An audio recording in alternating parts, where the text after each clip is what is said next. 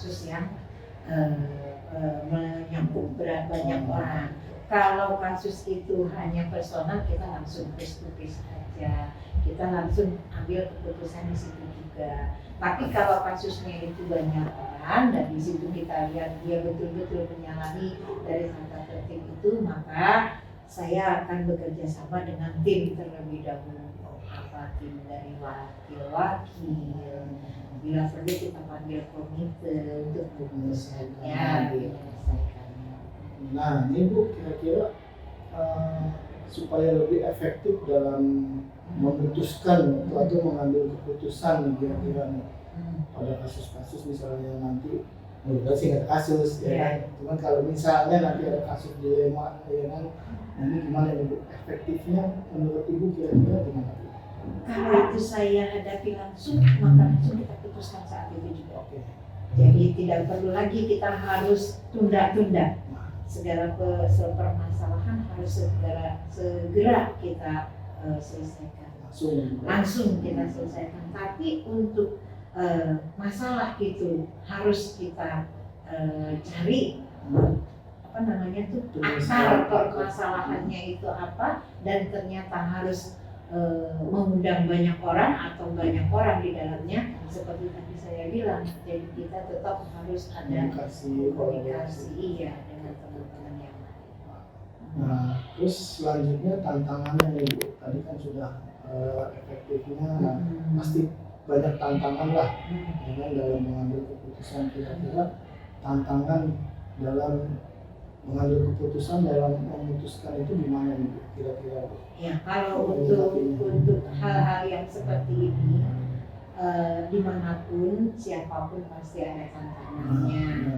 Nggak mungkin kita membuat satu keputusan yang tidak ada hikmahnya. Pasti kita cari dulu nih hikmahnya apa buat orang itu, seperti itu. Jadi kalau udah seperti ini maka kita tetap mengambil keputusan itu, bertanya kepada tim, mengambil dulu data-data yang ada. Kalau memang itu udah harus kita putuskan saat itu juga, langsung kita putuskan. Nah, kalau untuk prosedurnya gimana Bu? Kira-kira ada jadwalnya atau ini harus selesai dulu atau bagaimana nih prosedur dalam mungkin ada jadwalnya atau gimana nih Bu?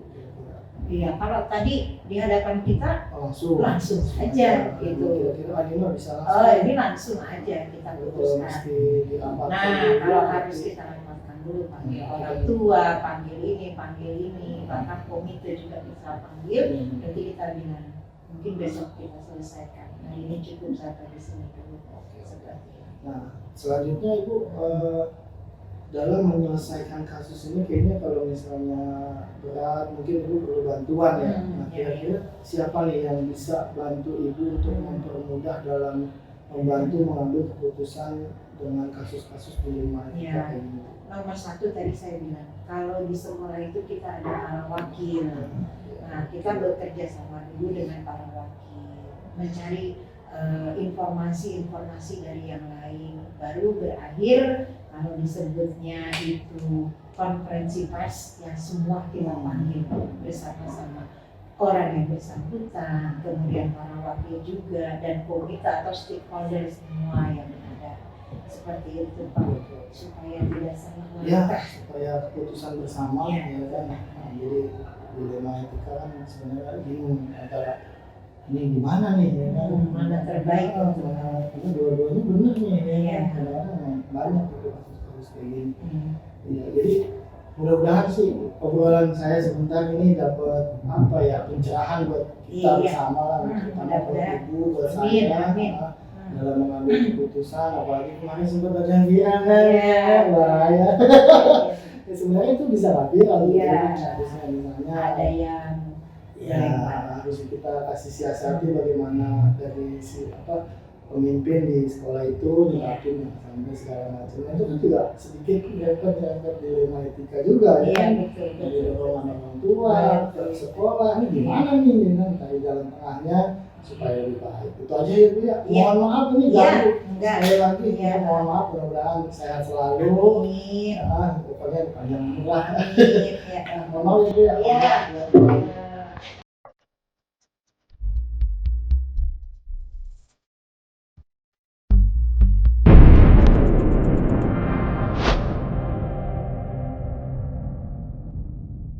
Ya, bismillahirrahmanirrahim. Assalamualaikum Ibu Ense.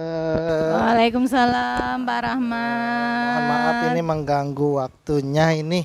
Sehat Pak Rahmat? Alhamdulillah Bu Endang ini merupakan kepala sekolah SMPN 17 ya Bu ya. Tuh. Alhamdulillah ya.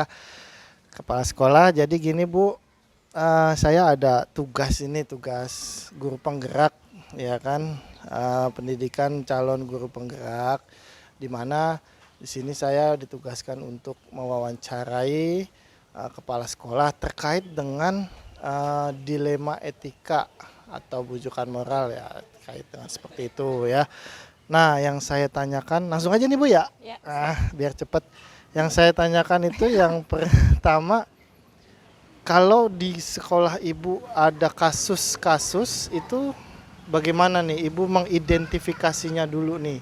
Ini termasuk dilema etika atau bujukan moral nih? Gimana caranya nih? Oke ya, saya Bismillahirrahmanirrahim. Assalamualaikum warahmatullahi wabarakatuh. Waalaikumsalam. Terima kasih Pak Rahmat untuk kesempatannya pada saya. Ini ujian nih untuk saya nih. Dilema etika dan bujukan moral. Kita ngobrol aja lah, santai Karena aja. ini pelajaran saya 1 tahun lebih yang lalu ya. Karena saya juga merupakan GP ya, angkatan GP ke-6. angkatan ke-6. ke-6 gitu ya. Alhamdulillah. Kalau kita lihat dilema etika itu kan dengan bujukan moral adalah di mana kita taunya benar dan benar dan Iya. benar dan salah. Iya. Kalau dilema etika berarti antara benar dengan benar. Benar, Kalau bujukan benar. moral benar dengan salah. Dengan tuh. salah, Nah iya. itu kita mengidentifikasinya Gimana tuh? ya apa yang terjadi, kejadian apa yang kita alami. Apakah kejadian itu kita ambil, misalnya nih anak nyontek. Anak nyontek ini benar nggak ya?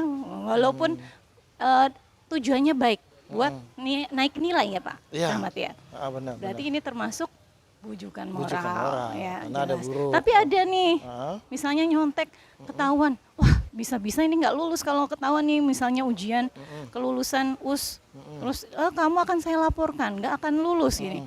Nah kita pertimbangannya akan jadi dilema etika kalau kita nggak ngelulusin anak itu, iya, benar ya juga. kan? Kita Satu kasus sendiri, yang iya, sama, benar-benar. tapi bisa jadi 2 kasus yang bujukan moral dan dilema etika itu sendiri, jadi ya kita bisa menyikapi itu berbeda gitu. Jadi yang utama sih bagi saya ketika dilema etika atau bujukan moral itu kebaikan buat kemaslahatan banyak orang.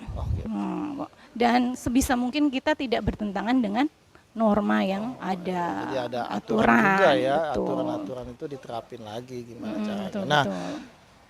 kalau Ibu sebagai pimpinan di sekolah Ibu, bagaimana nih Ibu nih menjalankan pengambilan keputusannya nih di sekolah yang Ibu pimpin, terutama untuk kasus-kasus yang kepentingannya sama-sama benar atau bisa dibilang dilema etika nih. Gimana nih cara ngambil keputusannya nih, ya kan?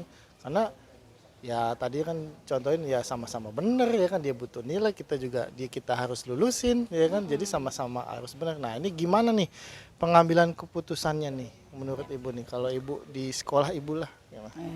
Kita akan cross check dulu ya. Pertama langsung cek. cross check ke anaknya langsung, membutuhkan kejujuran dia. Kemudian kita tanyakan juga kalau ujian misalnya pengawasnya atau kejadian yang lainnya pun ya. Berarti kaitannya langsung dengan kejadian tersebut nih di lapangan. Apa yang terjadi, kenapa bisa begitu, kemudian latar belakang apa sih gitu. Dia bisa melakukan itu gitu ya. Kan kita kadang udah menjas orang karena satu hal ya. Padahal ada peristiwa besar atau yang memaksa dia melakukan itu misalnya seperti itu. Walaupun itu sebenarnya tidak kita benarkan gitu, tapi kita harus tahu itu dan banyak mempertimbangkan dari berbagai pihak, misalnya dari teman-teman guru yang tahu, wali kelas yang tahu dia gitu ya. Kemudian pertimbangan dari wakil-wakil juga kita harus mempertimbangkan kira-kira tindakan kita apa sih gitu. Apalagi ini kalau kasus besar ya, kalau kasus besar. Pasti kalau biasanya sih kalau yang sudah sampai ke kepala sekolah karena besar ya. Kalau yang udah ditangani oleh wali kelas udah selesai, BK udah selesai, kesiswaan udah selesai, masih nggak sampai ke kepala sekolah dong gitu ya. Kalau sampai ke kepala sekolah biasanya biasanya udah bisa diselesaikan nih gitu. Tapi kalau udah yang sampai kepala sekolah biasanya udah yang butuh keputusan kepala sekolah nih. Kita harus melewati itu semua ya, dari mulai wali kelasnya, Berarti itu teman-temannya, prosedurnya ya, sampai prosedurnya orang jadi jangan tuanya. langsung betul. secara prosedur jadi nggak langsung dikit-dikit ke Kepsek ya, Iya, dikit-dikit ke betul. Kepsek. Jadi emang harus mungkin nih BK dulu mungkin gitu. betul. Jadi nggak langsung semuanya ke kepala Iya, sekolah betul, langsung ya. ya. Pak Oke, Rahmat oke, udah mengalami juga selama jadi kesiswaan dulu ya, pasti itu ya. dikit Bu ya. Oke, lanjut nih Bu. Jadi selanjutnya seberapa efektif nih pengambilan keputusan yang pernah Ibu lakukan nih? Jadi sudah efektif apa belum nih kira-kira selama ini yang udah Ibu jalanin selama Ya, ini? ya, selama ini sih saya masih banyak belajar ya, karena saya juga baru dan mencoba untuk memberikan keputusan yang efektif, yang ideal ya, yang seminimal mungkin tidak merugikan banyak orang, itu iya, intinya, jadi dan bermanfaat bagi kemaslahatan banyak orang, intinya sih kemaslahatan bagi banyak orang dan seminimal mungkin tidak melanggar norma, intinya itu sih. Nah, selanjutnya kan kalau kasus pasti ada tantangannya nih Betul. kira-kira nih. Nah, tantangannya dalam mengambil keputusan tuh gimana nih? Tantangannya pasti karena ya itu kasih sayang yang luar biasa ya ke anak ya. Iya. Jadi dilema etika itu antara benar dan benar biasanya karena kita kasih sayang terus kasihan sama anak ya.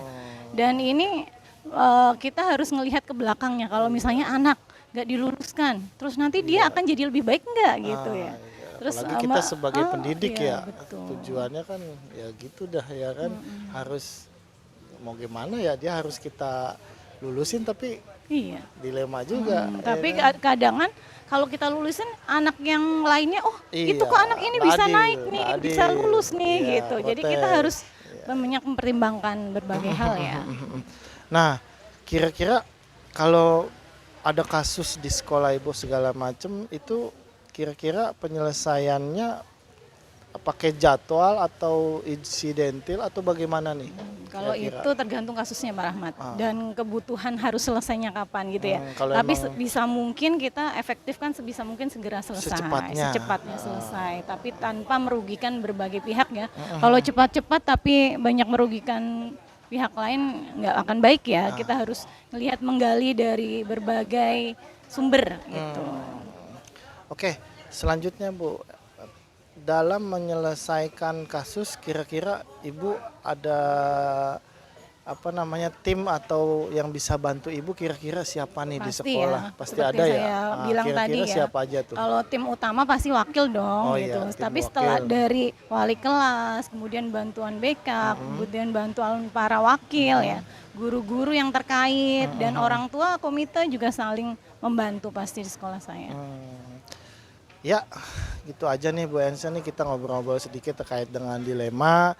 Mudah-mudahan pengalaman selama Ibu menjadi kepala sekolah bisa kita terapkan juga dalam mengambil keputusan. Oke, Ya kan, amin. dari obrolan-obrolan sedikit terbaik. mudah-mudahan bisa kita ambil pelajaran. Mudah-mudahan Bu Ensa sehat selalu ya. Amin. itu Pak Rahmat aja. juga jaga kesehatan, CGP lembur-lembur.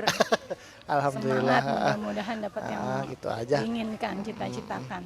Ya, mungkin gitu aja ya Bu Ensa. Mohon maaf mengganggu waktunya ya. Oke. Mudah-mudahan bisa mengambil keputusan dengan bijak. Amin. Karena Ya, emang- nggak cuma ini aja ya, nggak Iya. cuma cerita aja, Iya, tapi nggak benar cuma harus kita wacana tapi emang dipraktekkan di lapangan emang. Betul. Dalam CGP ini ya emang teorinya dulu, nanti prakteknya ya langsung dengan Kepsek sendiri yang merasakan. termasuk guru juga Oh, nggak gitu cuma ya? kepala Oh, sekolah, iya. guru Guru juga juga pasti emang, harus iya sih, emang ada guru dilema semua. etika dan rujukan moral pasti. Ya, gitu aja Bu Ensa. Mohon maaf mengganggu waktunya. Mudah-mudahan sehat selalu. Amin. Menjadi guru hebat selalu lah pokoknya lah, the Amin. best pokoknya. Mohon maaf Sami-sami, lahir dan Pak batin. Rahmat. Saya mohon pamit ya. Silakan. Assalamualaikum. Terima kasih. Assalamualaikum warahmatullahi wabarakatuh. Waalaikumsalam warahmatullahi wabarakatuh.